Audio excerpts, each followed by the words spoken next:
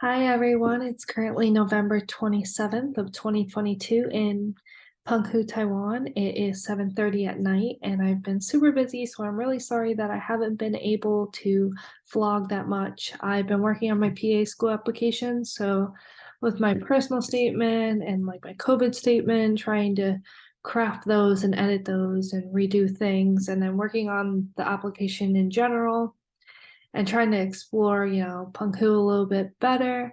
I haven't had a lot of free time. And aside from that, then when I do have free time, I just like to chill and like do my own thing. So I haven't had much time to vlog, and I'm sorry about that, but I promise I will be better at updating you guys a little bit more. Hopefully my Facebook posted a little bit to share with you, but here we go. This is part one of two of October, and I know it's almost December now, so I have a lot to share with you. Try to make it quicker so that's not that long of a video, but like I said from my last video, this was when we celebrated Halloween, which seems like so long ago. We made bat hats with my third and fourth graders, and this is when the director of AIT, Sandra, came and observed me and observed my school. So it was nice for her to do the activity with the kids and for me to see them get on their creative side. English isn't all that creative all the time. So when we do, American culture activities and get them using English, it's more fun. And here, this is just them making their bat hats. This is me with my bat hat on. I look kind of funny in it, but I was showing, the kid, okay, this is step 4, put on your bat hat. Like, we're getting to the end of the activity. And then this is me after we finished our bat hats, showing them, okay, now we say trick or treat because our bat hats are our costumes. And now we're going to get candy, which they were all so excited about because they don't get that often. Saying, if you say trick or treat, then you get candy, using your manners, please, thank you, here you are, thank you, all of that. And aside from making our bat hats with third and fourth graders, I wanted to get the whole school involved. So what I did was we made jack-o'-lanterns during our Wednesday morning class with me. So we talked about Halloween and like what I do during Halloween. You carve pumpkins, you make jack-o'-lanterns, you dress up, you go to parties, you go trick-or-treating. So here I let them color their own pumpkin and make it into a jack-o'-lantern. So you had to give it a funny face or a scary face or a pretty face, whatever you wanted. And then this is just some of my kids working on it. And drum roll, please. This is our jack-o'-lanterns, our happy Halloween. This was posted by the library, so this is like a common place where everyone goes and can see what they made. So here, putting it all together, that everyone's a little creative. Orange was the popular color, but we do have some blue and red pumpkins. We have some, pretty faces. We have some scary faces. We have some scared faces and all of that. And it was really nice. And when I would walk by, I have some kids point out to me like, this is mine, this is mine. I was like, oh, so creative. This one's mine right here. And of course, like I love Halloween, so how could I not dress up for Halloween? We didn't have any trick-or-treating or any kids dress up because again, they don't really celebrate that here. Um, but they do have costumes if you do want to buy them. They have them in the stationery stores here, and I noticed. So it's not like Halloween's not celebrated. It's more celebrated in like bigger cities like Taipei and all of that. They have like parades and the bars have costume parties and all of that. But I made a little pumpkin shirt. It didn't cost, I think it cost me like 3 USD to make. I just got some felt and cut it out and put it on an orange shirt that I bought at the market. Um, and aside from that, one thing that I was very proud of sharing was I, along with other ETAs, got to present at the 2022 International Education Conference on Ocean Sustainability and Bilingual Promotion. And basically, this was just the Penghu cohort. So, me, along with the other ETAs, each got to present certain topics that they felt that they wanted to share with like the Ministry of Education and other really important people that are um, big leaders in Penghu and in Taiwan in general. So for me, what I shared was my topic was women in STEM exploring science in the classroom.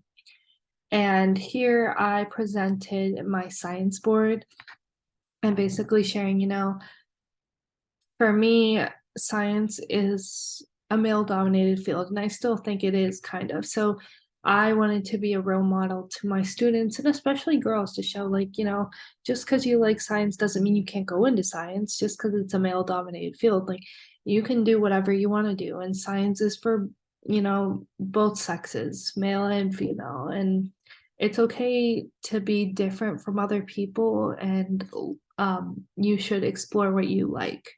So here at this point, I talked about, what is DNA, and I showed, yeah, DNA is all of these facts, and we did our fingerprints. So showing that, you know, we're all made of DNA, but our DNA is different from one another. So just because of your fingerprint, no fingerprints are the same. And it was fun. This was a pretty easy activity for all grades. So I saw, my first graders and my sixth graders doing the activity and showing that they're all different. And I was very proud of showing this because I felt like, for me, I teach English in the classroom, and English is really my only class that I teach to kids.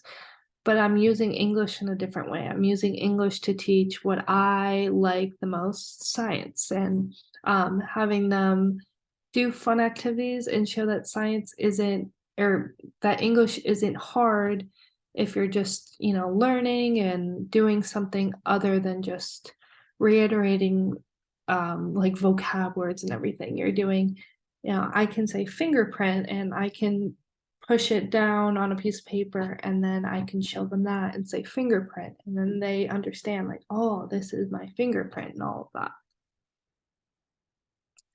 And aside from this, something that I loved to do on my Saturday morning, and I had to wake up really early for it, but it's okay. I wake up early for my kids. We had an English singing competition, which I shared on Facebook of them singing Never Say Never by Justin Bieber. And it had like, I think there were like 30 different schools, both elementary and junior high schools, singing these English competition songs. So it was really fun to like go to an event that's outside of school and still be able to understand what's going on because it was in English. And I was like, oh, like I know these songs, or like they did so well. And, they had little dance moves and everything. Our kids did really good. They didn't win, like the overall, but they still did really good. And I was really proud of them because that's a really hard song, especially the rap part. And yeah, this is my kids doing my science board. And aside from this, as you know, we did our pen pals activity, which I'll share towards the end, I believe. A professor from a university, I believe in Taipei, came and observed one of my LETs teach, and then Carol, my principal, actually introduced her to my science board. And she thought it was such a great idea. So she took a picture with me and she's like, I'm going to share this with like, other professors, other teachers. And I think it's a great idea because, um, I don't think science is that widely taught here, environmental education, that too, but there's no like, scientific method and all of that, that I think that is really important for kids to know that like, trial and error, some things happen, but some things don't happen because of this, and like learning that. Um, this is a really famous, it's not a restaurant, it's kind of like a little shop. It's called, for food, it's called Donbing. Basically what it is, it's a tortilla with like a fried egg, and then you can add a bunch of little things like bacon. You can add some meat. You can add cheese, spinach, basil, corn, onion, all of that. But this lady is really famous. Apparently, people travel to Penghu just to eat danbing from her little store that's like in her house. She cooks right on the grill outside, and she's so nice. She's so sweet.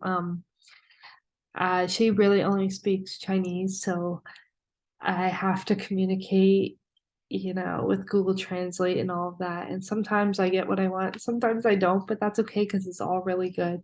She's so sweet. The last time I ordered from her, she gave me like a chocolate milk that she made, and I was like, oh, it's so sweet. But yeah, it's really good. I very much recommend this. This is really famous in Penghu. And yeah, like aside from this, like I said, the last thing that I'm going to share with you is my language exchange corner.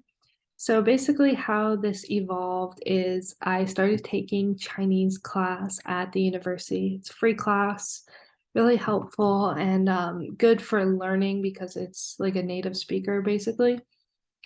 And I finally learned how to count to 10. So, 一二三四五六七八九 and sh, which is like 1 to 10. Now, my pronunciation might be off a little bit, but yes, that's 1 to 10 in Chinese. And my fifth graders came in my office for some reason. I think I was giving them candy for Halloween, and they saw my Chinese textbook, and they were, oh, I'm like, yeah, I know how to count 1 to 10. And I was like, and I counted, and we all counted together. And for me, my fifth graders are a little bit hard to connect with because I don't think they like English as much, and there's a lot of them, so it's really hard to get to know every one of them during the 40-minute class. um but at this point, all of the fifth graders were in my office counting, and I was saying things in Chinese that I knew, and they were like so happy. And then they were teaching me words to say in Chinese, and it just made their faces light up like, oh, she knows some Chinese and now she's learning too. So we're both learning different languages, and it's showing like, I understand this is really hard to do. I understand English is really hard to learn. And you understand that Chinese is really hard to learn for me. So, what better way to grow with your students than to learn their language? So what I did on the left-hand side here is help teacher Lexi learn Chinese. And basically these cards here are, one, you have to write the Chinese word, and then you can also write the pronunciation to help me. And then under that, you write the English word so that they're learning English and I'm learning Chinese, and they put it in this box here.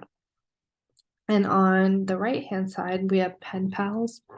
And basically, I'm connecting with a school in Tawas City, Michigan, thanks to Max, his mom, and the teacher there. I'm connecting with a first grade classroom. And basically, we're going to send videos, which you probably saw on Facebook, via, Zoom, iMovie, any of that.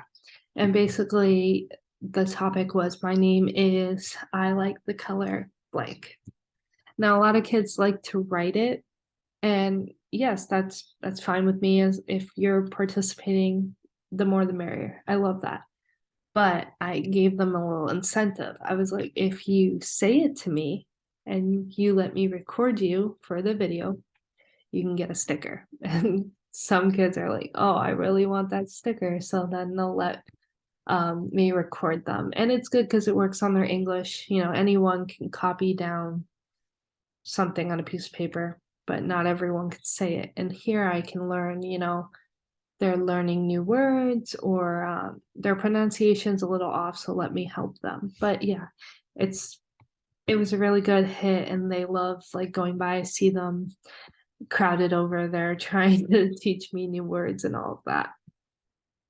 But that's it for that PowerPoint. I understand that it's like really late It is almost December, and I wanted to wish you all a happy Thanksgiving. I've been a little homesick with Thanksgiving. I texted my mom and I was like, "Oh, I really wish I was home right now, like celebrating with family and like, being with my friends and all of that." But it made me really happy to know that like my students engaged with Thanksgiving activities and like we just had a big Thanksgiving with like all of the ETAs and some of the LETs too.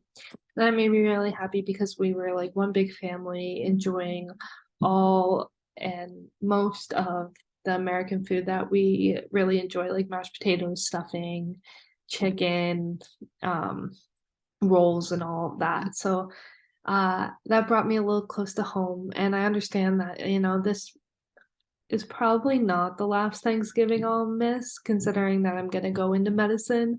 Um, but yeah, so that was probably the first time I felt a little homesick, but you get over it. I am here for a reason, and um, I am getting into new culture and realizing that like not everyone celebrates Thanksgiving and not everyone celebrates Christmas, but um, the kids make it a little better, and like I get to bring in my culture. So we do celebrate Thanksgiving uh how I celebrate it and like showing them like, oh, we color turkeys and like we do disguise the turkey and all of that, which I'll show in the next PowerPoint and video. But yeah, I just wanted to update you guys a little bit and hope you're having a great Sunday morning. That's it for now. So I'll try to make my next video tomorrow, give or take. We'll see how busy I am. But